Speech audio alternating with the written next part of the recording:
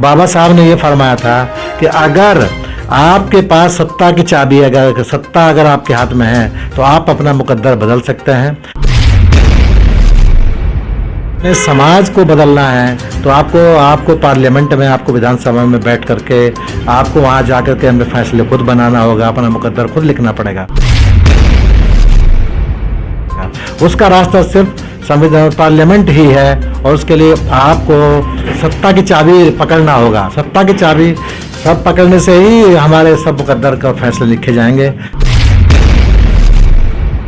मैंने अपने अस्पताल में छोटी सी एक पहल ये की है कि बाबा साहब के आज परिनिर्वाण दिवस के उपलक्ष्य में मैंने अपने हॉस्पिटल में जितनी भी लड़की नॉर्मल डिलीवरी से होंगी तो मैं उसका कोई चार्ज नहीं लेता हूँ। ना मुझे कोई दवा के पैसे लेना है, ना कोई बेड चार्ज, ना कोई रूम चार्ज, ना कोई फीस लेता हूँ। और 2 जोड़ी कपड़े अलग से उसको बेटी को भेंट करता हूँ। ये मेरे हॉस्पिटल तरफ से एक गिफ्ट है। और ये बाबा साहब के आज परिनिर्वाण दिवस के मौके पर मैं ये स्कीम पुरजोर तरीके से इसे लागू करता हूँ। आज का सच की टीम के साथ मैं वीरेंद्र अरोड़ा ऐसी महान शख्सियत के पास हूँ जो परिचय की मोहताज नहीं है, जिनका सामाजिक योगदान समाज में बहुत बड़ा रहा है। और आज ऐसे मौके पर हम उनसे बातचीत करेंगे क्योंकि 6 दिसंबर का दिन है। बाबा साहब डॉक्टर अम्बेडकर की पूरे भारत, पूरे विश्व में पुण्यतिथि मनाई जा रही है।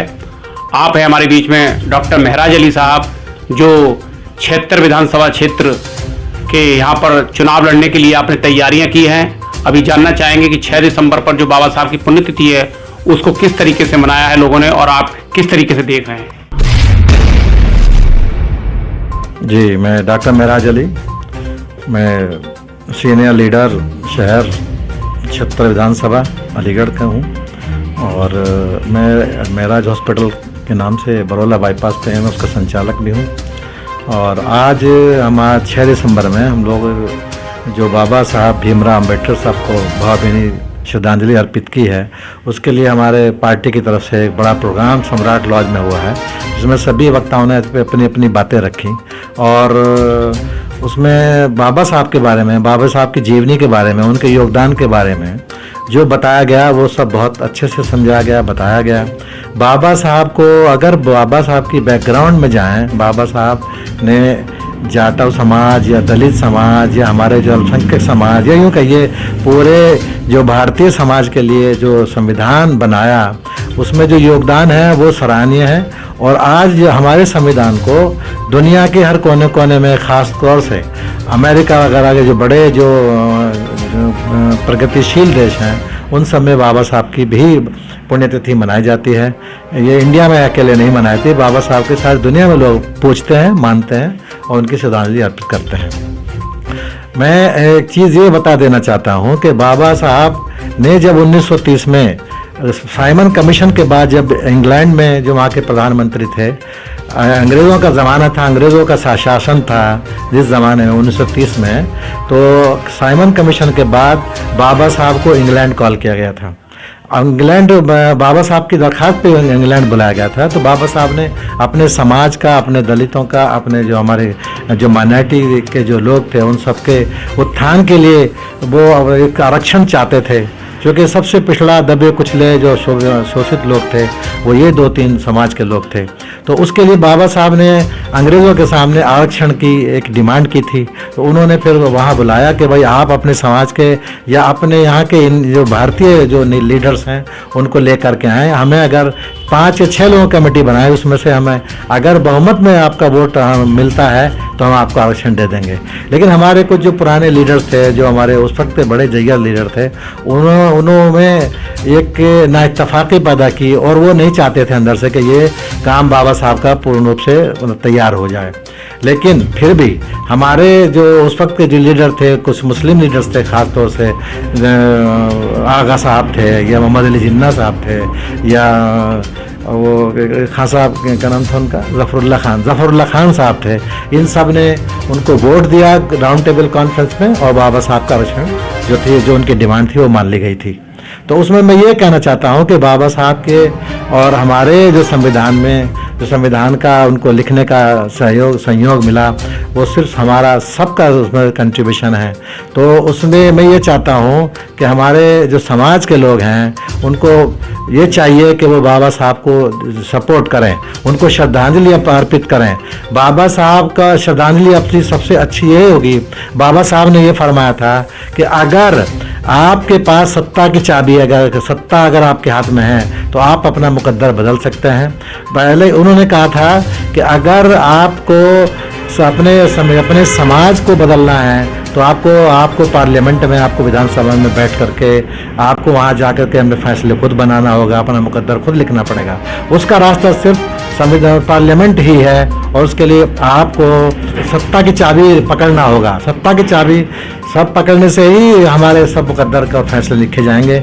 और उसके लिए मैं ये चाहता हूँ कि कम से कम जो है हम सब लोग मिलकर के बाबा साहब की श्रद्धांजलि मने। और सबसे अच्छी श्रद्धांजलि हो कि बहन कुमारी मायावती जी को हम 5 बार मुख्यमंत्री बने।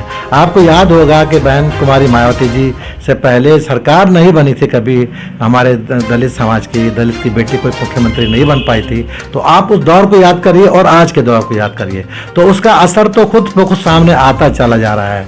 मैंने अपने अस्पताल में छोटी सी एक पहल ये की है कि बाबा साहब के आज परिनिर्वाण दिवस के उपलक्ष्य में मैंने अपने हॉस्पिटल में ये चला, तो मैं पहले से रहा हूँ इस सिस्कोम को हॉस्पिटल में कि हम बेटी बचाओ बेटी अभियान हमारी सरकार का नारा है, लेकिन उसके ऊपर कुछ काम नहीं हुआ है कभी उसके पर। लेकिन बातें वो लोग बनाते हैं, काम नहीं करना चाहते हैं। मैंने अपने हॉस्पिटल में जितनी भी लड़की नॉर्मल डिलीवरी से होंगी तो मैं उसका कोई चार्ज नहीं लेता हूँ, ना मुझे कोई दवा के पैसे लेना है, ना कोई बेड चार्ज, ना कोई रूम चार्ज, ना कोई फीस लेता हूँ। और 2 जोड़ी कपड़े अलग से उसको बेटी को भेंट करता हूँ। ये मेरे हॉस्पिटल तरफ से एक गिफ्ट है। और ये बाबा साहब के आज परिनिर्वाण दिवस के मौके पर मैं ये स्कीम पुरजोर तरीके से इसे लागू करूँगा। डॉक्टर साहब, ये जो प्रेरणा आपको मिली है और आप इस तरीके से पुण्य कार्य कर रहे हैं और बाबा साहब डॉक्टर अम्बेडकर को आदर्श मानते हुए आप कार्य कर रहे हैं, और जो ये अपने हॉस्पिटल में आपने नॉर्मल डिलीवरी, गरीबों से पैसा ना लेना, तो ये प्रेरणा आपको समाज में कार्य करते करते मिली या आपकी विरासत में ये इस तरीके का कार्यक्रम चलता रहा जो आपको ये प्रेरणा मिली? देखिए, जो है ये हमें जो प्रेरणा मिली हमारे प्रॉफिट मोहम्मद सल्लल्लाहु अलैहि वसल्लम से मिली। हमारे प्रॉफिट मोहम्मद सल्लल्लाहु अलैहि वसल्लम के ज़माने में बेटियों को गला घोट करके जिंदा गाड़ देते थे, मार देते हैं उनको। आज हम लोग भी वही कर रहे हैं कि बेटियों को कोख में कत्ल कर देते हैं। अगर उन्हें आजकल अल्ट्रासाउंड कराया, ये कराया, वो कराया, जांच कराई तो पता लगा लेते हैं। जिसके 4 बेटियां हैं वो ज़रूर कराने पर आमादा रहता है। हमारे बराबर का एक पड़ोस का एक स्टेट है हरियाणा, उसमें 800 लड़कियां रह गई हैं और 1000 लड़के हैं। अब मैं ये पूछना चाहता हूँ समाज से कि आप 200 जो लड़के हैं उनके लिए बहू कैसे बनाएंगे? आज दहेज के लोभियों ने ये हालत कर दी हमारे हिंदुस्तान में, हमारे इंडिया में, कि वो जो है बेटियों को मजबूर कर देते हैं कि वो खुदकुशी कर ले, वो आग लगा के मर जाए, वो जहर खा के मर जाए, फांसी लगा के मर जाए। सिर्फ एक दहेज उसके पीछे एक ऐसी समस्या है जिसकी वजह से बेटियों को ये कदम उठाना पड़ रहा है। और मैं अपने खासतौर से उलमा इकराम, आलिम जो हमारे निकाह पढ़ाते हैं, जो हमारे पंडित जी हैं, जो हमारे फेरे फेरते हैं, या जो भी हमारे जो इस काम को करते हैं, मैं उनसे दरख्वास्त करता हूँ कि वो ऐसी निकाह को, ऐसे फेरे को, ऐसी शादी को संपन्न ना करें और उसमें बिल्कुल शामिल ना हो, कि वो हम उसे बाइकाट करना चाहिए। तो मैं समझता हूँ कि दहेज की जो ये जो नासूर है, ये जो कैंसर है, ये खत्म हो सकता है और हमारे समाज की बेटियां फूल फल सकती हैं, पढ़ लिख सकती हैं, पनप सकती हैं। डॉक्टर साहब, ये आपने बहुत अच्छी पहल की है और आपने जो बताया है कि इस तरीके से हमारे समाज की बेटियों के साथ दहेज के नाम पर लोग उसको चला देते हैं, इस तरीके से करते हैं, ये अभिशाप है एक तरीके से। तो इसको आगे इस तरह की घटनाओं को रोकने के लिए समाज के लोगों को क्या करना चाहिए? मैं सबसे पहले तो हमारी जो माताएं हैं, हमारी जो दादियां हैं, हमारी जो भाभियां हैं, हमारी जो बहू बेटियां हैं, हमारे जो डॉक्टर्स, लेडी डॉक्टर्स हैं, हमारे जो नर्सिंग स्टाफ है, इन सब को सामने आना पड़ेगा। यानी जो हमारी जो महिलाएं हैं उनको आना पड़ेगा। ये दहेज की जो जड़ है, जो समस्या है, वो हमारे यहाँ हमने ये देखा है कि महिलाओं को ही ज़्यादा सास को ज़रूर दहेज चाहिए, नंद को ज़रूर दहेज चाहिए। तो मैं एक बार जो पुरुष पर है, जो पुरुष हमारे यहाँ होते हैं उनको शायद एक बार दहेज नहीं चाहिए, लेकिन हमारी जो औरतें हैं उनको ज़्यादा दहेज चाहिए। तो मैं ये चाहता हूँ कि ये दहेज की जो सबसे बड़ी समस्या है इसको ख़त्म करना पड़ेगा और इसके लिए हमें ऐसी मुहिम चलानी पड़ेगी कि वो जो है हम लोग दहेज का ख़त्म करें। इससे बेटी भी पलेगी, बेटी भी पढ़ेगी, और बेटी भी, आज बेटियां किसी लड़के से कम नहीं हैं, और हर फील्ड में, हर वर्ग में आजकल बेटियां अच्छा कर रही हैं, लड़कों से कहीं ज़्यादा अच्छा कर रही हैं। आप भी देखिए कि वो चांद पर से लेकर के और ये सब बेटियां किसी फील्ड में कम नहीं है, फौज में भी हैं, और डॉक्टर्स भी हैं, इंजीनियर्स भी हैं, और बड़े बड़े सब चीज़ों में बेटियां आगे हैं। तो मैं चाहता हूँ बेटी किसी से कम नहीं है, और बेटी कंधे से कंधा मिला करके हमारी चल रही हैं। और हमारे समाज को सुदृढ़ बनाने के लिए सिर्फ हमें पहले ये करना है कि हमारी बेटी मजबूत हो। जब हमारी बेटी बहुत मजबूत होंगी तो हमारे बच्चे और हमारी नस्ल भी ज़्यादा मजबूत होगी, और ज़्यादा स्वस्थ होंगे, और हमारा समाज स्वस्थ होगा, हमारा देश भी स्वस्थ होगा। डॉक्टर साहब, ये आपने जो बताया है, और ऐसे महापुरुष की आज पुण्यतिथि है, और बाबा साहब डॉक्टर अम्बेडकर ने भी महिलाओं के सम्मान की बात करी है, कानून में प्रोविजन किया है उन्होंने महिलाओं की सुरक्षा के लिए।